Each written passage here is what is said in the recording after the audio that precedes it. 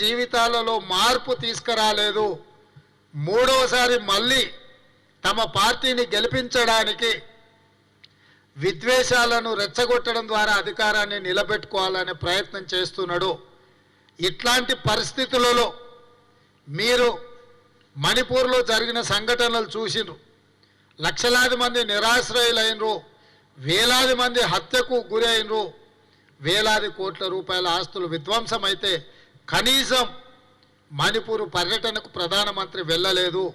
అందుకే ఈరోజు భారత్ జోడో న్యాయ యాత్ర ద్వారా మణిపూర్ నుంచి మహారాష్ట్ర వరకు రాహుల్ గాంధీ గారు పాదయాత్ర చేపడుతున్నారు.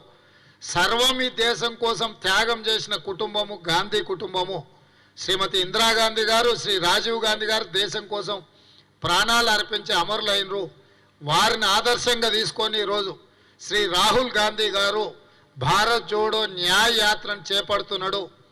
రాహుల్ గాంధీ గారి లాంటి నాయకుడు ఈ దేశానికి ప్రధానమంత్రిగా అవసరం ఉన్నది.